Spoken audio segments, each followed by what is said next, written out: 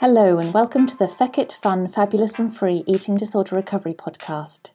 I'm Helly and I'm here to provide regular bursts of information and inspiration, some neuroscience applicable to eating disorder recovery, perhaps a few rants, but otherwise lots of positivity with a bit of a feck it attitude, some fun and a sprinkling of fabulousness to help everyone find freedom in recovery.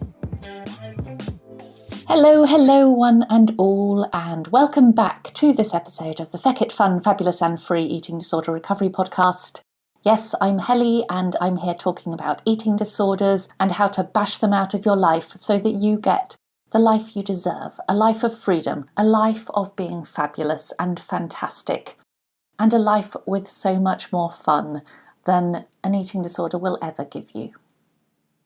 So, this episode is aimed at those of you who might be in what's considered mid or later life. Yes, it comes to even the best of us, doesn't it? But overcoming an eating disorder when you are in your middle or later life years is what this episode is about. So overcoming an eating disorder is hard, to put it very lightly. It's hard, no matter what age you are.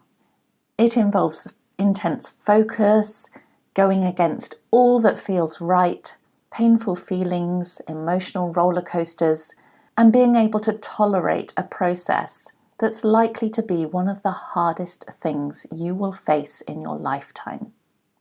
But your age and your life circumstances will affect the particular challenges and obstacles that you face as you do navigate the process to overcome the eating disorder. So a young person going through the process, who might be living at home with their parents and their siblings, and who's still at school or college, is going to have very different obstacles and challenges than someone in their middle or later years with adult responsibilities trying to bash an eating disorder. Now, most of you who listen to my podcasts and who read my blog posts and read my books are in what might be considered the middle or later life category. And that's probably because I myself only developed an eating disorder at the age of 27, and it affected me into my 40s. And so when I'm writing my content, the audience I'm speaking to is generally that older individual. Although, of course, large parts of my messages apply equally to any teenagers or younger adults out there as well. And I know there are those of you in your younger years out there listening as well, so please don't feel excluded by this. You are not. You are very welcome. But this is just to say that if you are an adult with an eating disorder, or you're supporting an adult with an eating disorder, then all the information I've ever written, and not just this podcast episode, is aimed at people of your age and in similar circumstances to you. But one of my very lovely readers and listeners, and hello to you if it was you, contacted me lately to ask me to speak about the topic of how to go through all the overcoming an eating disorder demands when in mid or later life, and when there are responsibilities to consider, such as being a partner, being a parent, having a job, managing a household, finances, and so many other adult pressures to face every single day. And I realised that although I've touched on all these aspects throughout my content up to now, and in more detail in my books, I haven't provided more specific depth to these very real adult pressures that so many of you face and have to find ways to navigate as you're also so desperately attempting to bash an eating disorder and powerful addiction to energy deficit out of your life. I often say, and you've probably heard me say it before, more than once perhaps, that overcoming an eating disorder and all that doing so entails is so much more than a full-time job, and that it demands more mental focus, hard work and determination than any academic or career accolades you might have achieved or planned to work towards. To keep pushing away the eating disorder urges and deeply ingrained habits and rituals around restriction or compensatory behaviours day in and day out is mentally exhausting, and it can feel never-ending when you're going through it. And small distractions can quickly and automatically put the eating disorder back in the driving seat. And so for that reason, it's really important that even with so many other responsibilities, that as much space is created in your life as possible to ensure you can find the focus to let the eating disorder go.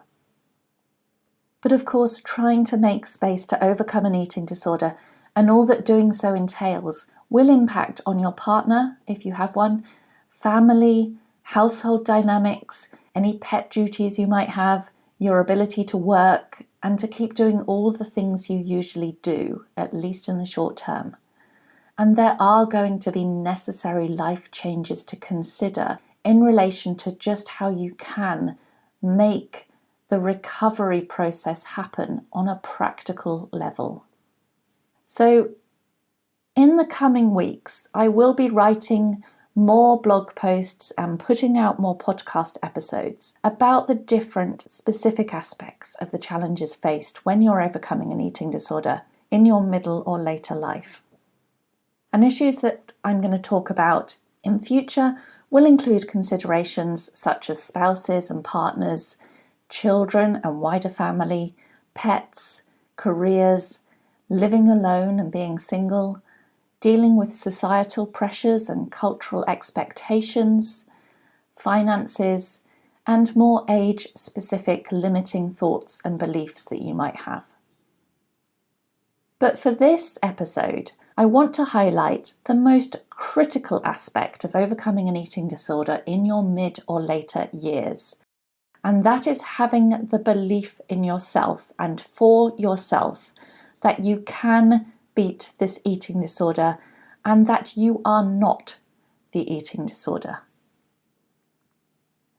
If you only take one thing from this episode, please know without a doubt that for you, yes, even for you, despite what your head tells you, or even what you might have been told by others, it is not too late to overcome this eating disorder, and doing so can still be very, very worth your while. I would be so incredibly rich by now if I had a penny for the number of times people have said to me, "Oh, but I'm in my 30s or 40s or 50s or 60s, and I've been sick for 10, 20, 30 years, and I was only a child when the eating disorder developed, and so I know I can't have more than this now, and I just have to accept that. I've done my body too much damage, and the eating disorder is just too entrenched." Well, if I believed that situation to be true of anyone, then I wouldn't be doing the work I do. I wouldn't be talking to you now about this. I believe that no matter how old you are, how long you have had an eating disorder, how entrenched the thoughts, behaviours and beliefs surrounding it are, how malnourished you are now or you have been in the past, how much ongoing damage there might be to your body after the years of malnutrition, and trust me, for many people, even after decades of malnutrition, the body does repair and heal in miraculous ways. Despite any of these things, I believe that you can still overcome the eating disorder if you're willing to go through the tough process to let the eating disorder go. Whoever you are, whatever your situation, your age, your wider health issues, please know that you can beat this. If I could instill that belief into each one of you so that you feel more motivated and empowered to go forward, tolerate the really horrible side effects that will come from the process of letting the eating disorder go, and continue to do what it takes despite them, because you will know it will be worthwhile, then I would instill that belief in all of you. But as I can't, I will just have to use my best powers of persuasion to try to boost your self-belief and let any sense of hopelessness or helplessness you might have go. Eating disorders create thoughts to convince you that the life you have now is the best you can hope for, because going against the addictive patterns of the eating disorder is painful, and it creates very real and hard to tolerate anxiety, agitation, and depression. It can just feel easier to allow yourself to believe that the pain of living in the eating disorder's grips is actually okay. But if it was really okay living with the eating disorder, then you wouldn't be listening to this. You wouldn't be seeking hope for more. And if you didn't have even the tiniest glimmer of hope for yourself, then you also wouldn't be seeking out information or support about what it takes to overcome an eating disorder. So you do have a glimmer of self-belief and hope that your life can be more than this. And it's time to nurture that glimmer and turn it into, I refuse to believe I will never get beyond this eating disorder. I refuse to be written off as a lost cause. I refuse to accept it's too late for me. And I will find out what not having an eating disorder can feel like. And that's the life I'm choosing to move towards. In a previous episode and in my book Aiming for Overshoot, I've written about the importance of having a real and powerful why to help you understand what you are putting yourself through the pain and discomfort of the process to overcoming an eating disorder for. You need a why. You need an image of your future, a future you want that is free of an eating disorder, because that can help to keep you going when it's tough and to build your self-belief so that you can stay on track when the days are long and hard to tolerate. So build that vision of what you want from your future, how you want to feel, who you want in your life, what you want to be able to do, and hold on to it, returning to it time and again and striving towards it to make it real. Believe it can be real, and you will be more likely to successfully make it so. Now, when I was contemplating at the tender age of 40 years old, attempting a much more serious recovery attempt than I'd put myself through before, I also had the thoughts that you might be familiar with of, yeah, but is it really worth it now? I'm in my 40s, I'm practically midlife, and I've already missed out on so many life opportunities because of the eating disorder. Is it really going to be worth it? But when I had these thoughts, I then had to give myself a harsh talking to. I became very good at giving myself a harsh talking to from time to time. I was seriously depressed, highly anxious, and agitated if anything interrupted even the slightest bit in my rigid daily structure of restriction and compulsive movement. I was isolated and had little to my life other than an eating disorder that was very good at persuading me that I was just fine as I was, until I realised again that actually I was miserable. And in those more rational moments of realisation, the thought of living any more years as I was something that I just couldn't tolerate. So as I turned 40, I realised that I was only 40. I could still have another 40 or 50 years of life left, more years even than I've already lived. And to say that I couldn't have those years free of an eating disorder was a situation that I was not willing to accept. Or even if my fate was to only live to 50 or even just to 45, because none of us know what's round the corner for us, that was still a few years of potential eating disorder-free living that I could have. And I know there will now be some of you answering me back saying, yes, but I'm 70, I'm not just 40. It was okay for you, Helly. You were still young. Well, to this I say, okay, you might have less potential life years left, but those years that you do have left could still be more full, fun, fabulous and free than the years the eating disorder gave you. You can still have more joy and laughter in whatever time there is left, and it might take some incredibly painful and challenging days to move towards that life, but I really believe it will be worth it. I wouldn't try to raise false hope in anyone, or encourage anyone through a painful process to recovery if I didn't believe that it would be more than worth your while, and that when you get through to the other side, that you won't be so grateful that you gave yourself this chance. Build your self-belief in your capacity to have a better future. Nurture that self-belief and let it grow. If you really can't visualize anything more to your life at all than the eating disorder, and you're struggling to even begin to start to imagine more for yourself, then work with a coach or another professional to help you build that vision. Have people around you who will believe in you and encourage you to keep going while you're still learning to believe in yourself. Believing you can beat this at whatever age you are, and no matter how entrenched the eating disorder might be, is a key step in being able to make the necessary changes so that you can then do it. And the next thing to then touch on is the identity crisis that can happen when you're overcoming an eating disorder.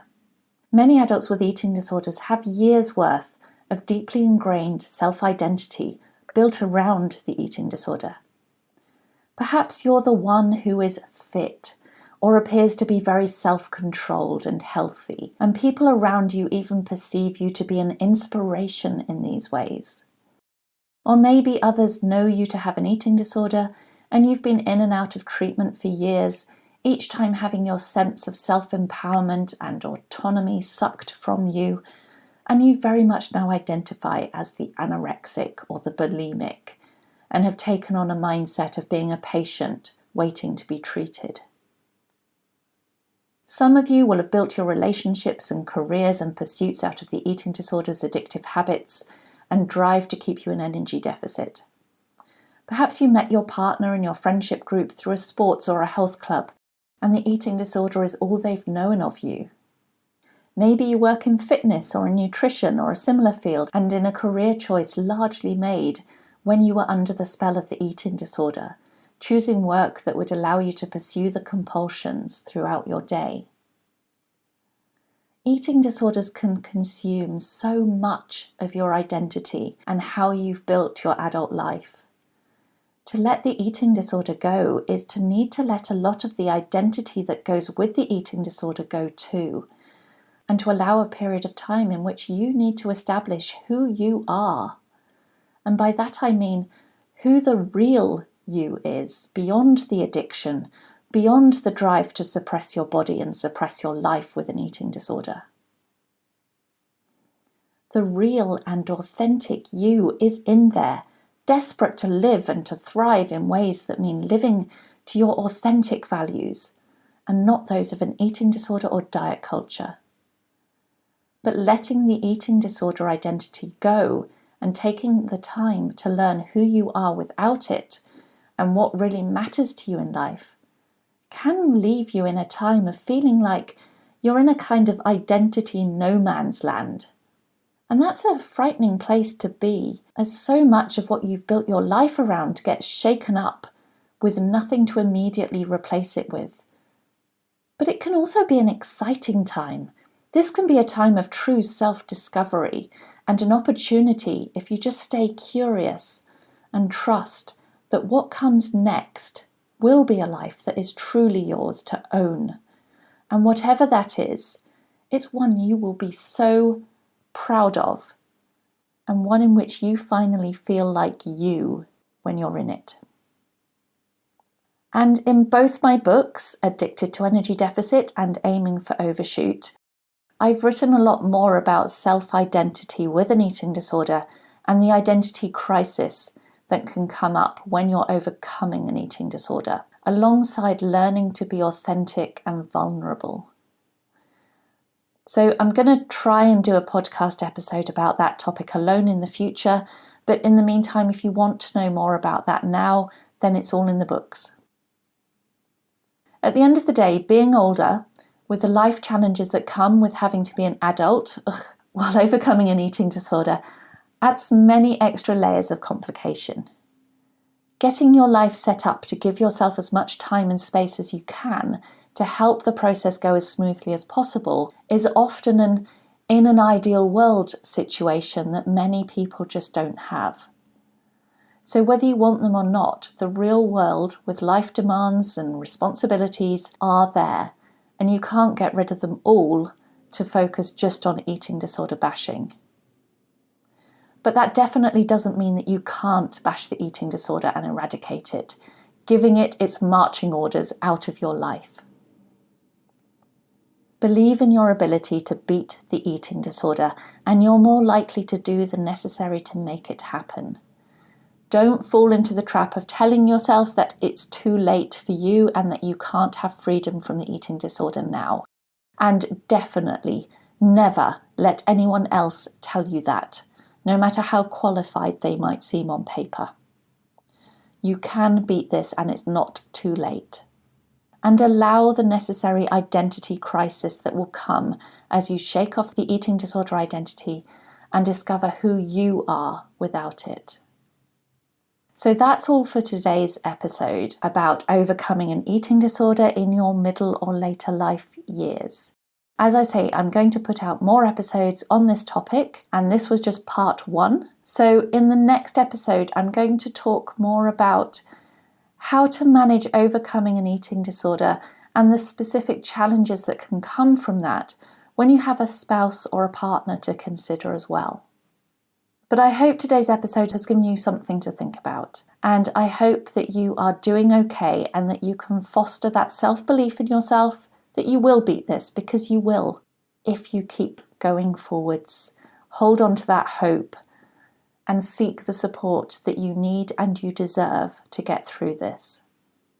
Keep eating, keep resting, keep abstaining from all those other eating disorder behaviours and compulsions, as difficult as it is, and I know it is difficult. But keep going. Allow yourself to feel what you need to feel and keep going anyway. You'll find out more about me on hellybarnes.com, and I'll speak to you soon. Bye bye. Thank you for listening to the Feck It Fun, Fabulous and Free Eating Disorder Recovery podcast. Don't forget, eating disorder recovery doesn't have to be boring and doesn't have to be serious. Now go and grab yourself some food and have a fabulous rest of the day.